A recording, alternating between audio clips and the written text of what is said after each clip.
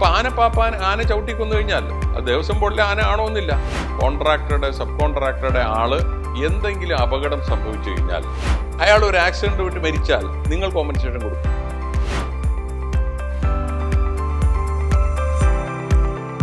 Trade union ഒരു form ചെയ്യുന്നതിനുള്ള ഒരു അവകാശം നമ്മുടെ ഭരണഘടനയിൽ പറഞ്ഞിരിക്കുന്ന ആർട്ടിക്കിൾ 12 പറഞ്ഞിരിക്കുന്ന, ആർട്ടിക്കിൾ 19 പറഞ്ഞിരിക്കുന്ന ഒരു നിയമപരമായ ഒരു ഫണ്ടമെൻ്റൽ റൈറ്റ് തന്നെയാണ്. അതിനെ ആർക്കും തടുക്കാനായിട്ട് പറ്റില്ല. ആർക്കും ട്രേഡ് യൂണിയൻ ഉണ്ടാക്കാം. പലരുടെയും ഒരു ധാരണ വർക്കേഴ്സിന് മാത്രമാണ് ട്രേഡ് യൂണിയൻ. അങ്ങനെയല്ല. ട്രേഡ് യൂണിയൻ വർക്കേഴ്സിന് ഉണ്ടാക്കാം, ഓഫീസേഴ്സിന് ഉണ്ടാക്കാം, മാനേജേഴ്സിന് ഉണ്ടാക്കാം. ട്രേഡ് യൂണിയൻ ആക്ട് അനുസരിച്ചിട്ട് രജിസ്റ്റർ ചെയ്യുകയും ചെയ്യാം. കാരണം 1926 ട്രേഡ് യൂണിയൻസ് ആക്ടിലെ വർക്കർ എന്നുള്ളതിന് ഡെഫിനിഷൻ പറഞ്ഞിരിക്കുന്നത് എനിബഡി കണക്റ്റഡ് വിത്ത് ദാറ്റ് ഇൻഡസ്ട്രിയാണ്. ആ ഇൻഡസ്ട്രിയിൽ നിങ്ങൾ വർക്ക് ചെയ്തിരിക്കുന്ന ഒരാളായിരിക്കണം, അതുമായിട്ട് കണക്ട് ചെയ്തുള്ള ഒരാളായിരിക്കണം എന്ന് മാത്രമേ ഉള്ളൂ. അപ്പോൾ ഈ രജിസ്ട്രേഷൻ ചെയ്യുന്നതിനെന്ന് വെച്ച് കഴിഞ്ഞാൽ 7 പേര് കൂടി നിങ്ങൾക്ക് രജിസ്ട്രേഷനുള്ള അപേക്ഷ കൊടുക്കാം. അപ്പോൾ പണ്ട് നമ്മൾ കേട്ടിട്ടുണ്ട് 7 പേരുണ്ടെങ്കിൽ ട്രേഡ് യൂണിയൻ ഉണ്ടാക്കാം, ഇതിങ്ങനെ ട്രേഡ് യൂണിയൻ അതുകൊണ്ട് ഇങ്ങനെ കൂണ് പോലെ പൊട്ടി മുളച്ചിരിക്കുക എന്നുള്ളത്. അപ്പോൾ 2001 അതിലൊരു പുതിയ നിയമം കൊണ്ടുവന്നു.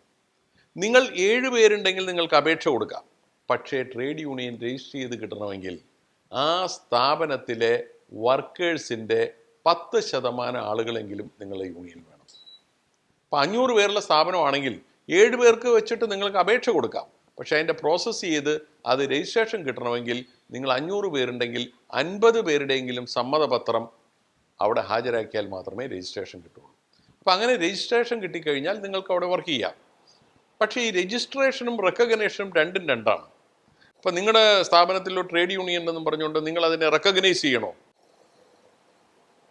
അതിനെ അംഗീകരിക്കണോ? അതിന് വേറൊരു നിയമമുണ്ട്. അപ്പോൾ ഈ ട്രേഡ് യൂണിയൻ റെക്കഗ്നേഷനെ സംബന്ധിച്ച് ഇന്ത്യയിൽ ഇന്ന് പൊതുവായിട്ടുള്ള ഒരു നിയമമില്ല. ലേബർ കോഡുകൾ വരുമ്പോൾ അതിനകത്ത് കൊടുത്തിട്ടുണ്ട്. പക്ഷേ 2010 Kerala government Kerala recognition of trade unions act എന്ന് പറഞ്ഞൊരു ആക്ട് കൊണ്ടുവന്നു. അതനുസരിച്ചിട്ട് ട്രേഡ് യൂണിയനെ റെക്കഗ്നൈസ് ചെയ്യാനുള്ള വകുപ്പുകൾ അതിനകത്തുണ്ട്. ശരി, 2010 വന്നു, 13 വർഷമായി. ഇപ്പോൾ എത്ര സ്ഥലത്ത് റെഫറൻഡം നടന്നു, എത്ര സ്ഥലത്ത് റെക്കഗ്നേഷൻ നടന്നു? വളരെ കുറച്ച് സ്ഥലങ്ങളിലേ നടന്നിട്ടുള്ളൂ. അതെന്താണ് അതിന് കാരണം? അതിന് കാരണം എന്ന് പറഞ്ഞു കഴിഞ്ഞാൽ ഈ ട്രേഡ് യൂണിയൻ ഉണ്ടായിക്കഴിഞ്ഞാൽ റെക്കഗ്നേഷൻ ചെയ്യണമെന്നുള്ളത് എംപ്ലോയറുടെ ജോലിയല്ല. അവിടെ പ്രവർത്തിക്കുന്ന ഏതെങ്കിലും ഒരു ട്രേഡ് യൂണിയൻ അപേക്ഷിച്ചാൽ മാത്രമേ ആ പ്രോസസ്സ് സ്റ്റാർട്ട് ചെയ്യുള്ളൂ. എംപ്ലോയർക്ക് സ്റ്റാർട്ട് ചെയ്യാൻ പറ്റില്ല. ഏതെങ്കിലും ഒരു ട്രേഡ് യൂണിയൻ റെക്കഗ്നേഷന് വേണ്ടി അപേക്ഷിക്കണം. അപ്പോൾ അതിനകത്ത് ലേബർ ഡിപ്പാർട്ട്മെൻറ്റ് ഇടപെട്ട് എലക്ഷൻ നടത്തി. അപ്പോൾ അതിന് ചില കാര്യങ്ങളുണ്ട്. 51% കൂടുതൽ കിട്ടുന്ന ആളുകളാണെങ്കിൽ അവർ സോൾ ബാർഗെയിനിങ് ഏജൻറ്റ് എന്ന് പറഞ്ഞു കൊടുക്കും. 40% മുകളിലുണ്ടെങ്കിൽ പ്രിൻസിപ്പൽ ബാർഗെയിനിങ് ഏജൻറ്റ് എന്ന് പറഞ്ഞു കൊടുക്കും. അല്ലെങ്കിൽ അതിന് 15% ഇത് കിട്ടുന്നവരെ 15% ഒരാൾ എന്ന നിലയിൽ എടുത്തിട്ട് അതിനൊരു ബാർഗെയിനിങ് കൗൺസിൽ ഉണ്ടാക്കും.